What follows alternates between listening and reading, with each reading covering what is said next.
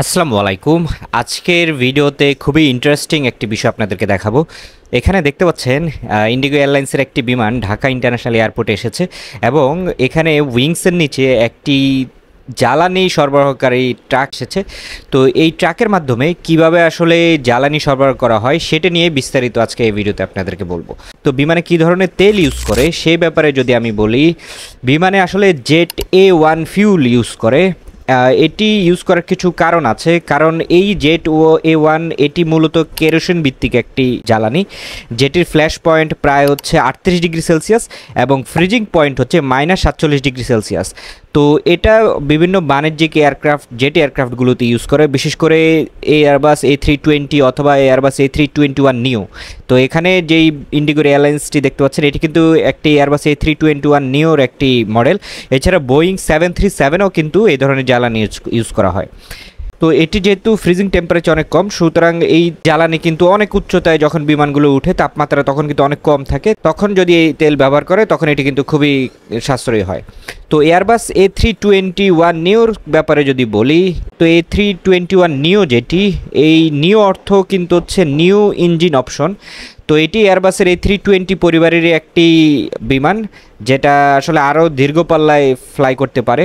এটাতে উন্নত প্রযুক্তির ইঞ্জিন এবং উইং টিপ ডিভাইস ইউজ করা হয়েছে, যেটাতে আসলে এটার জ্বালানি সাশ্রয় হয় প্রায় 15% পর্যন্ত।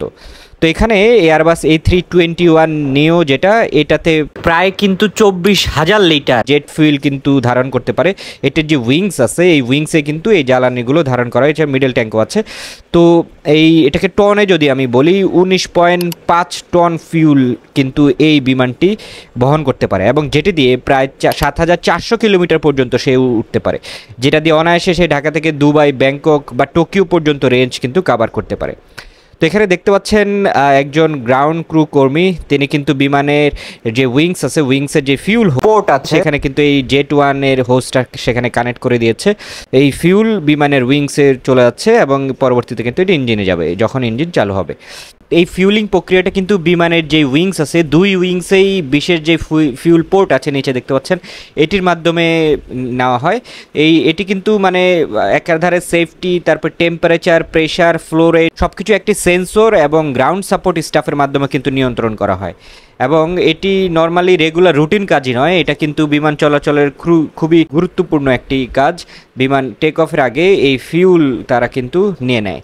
তো এই জেট A1 ফিউল বা ফুয়েল এয়ারবাস A321 নিউ এর ফুয়েল ধারণ ক্ষমতা সম্পর্কে আপনারা বুঝতে পারলেন, এবং ওভারঅল আমি আপনাদেরকে দেখালাম যে বিমানে আসলে জেট A1 কেন ইউজ করা হয়। এটি একটি কেরোসিন ভিত্তিক ফিউল, যেটার ফ্রিজিং টেম্পারেচার -47, এই কারণ এটি যখন অনেক উচ্চতায় ফ্লাই করবে তখন কিন্তু টেম্পারেচার অনেক কম হয়ে যাবে এবং এটি অনেক মাইনাস টেম্পারেচারও ফ্রিজ হয়ে যাবে না।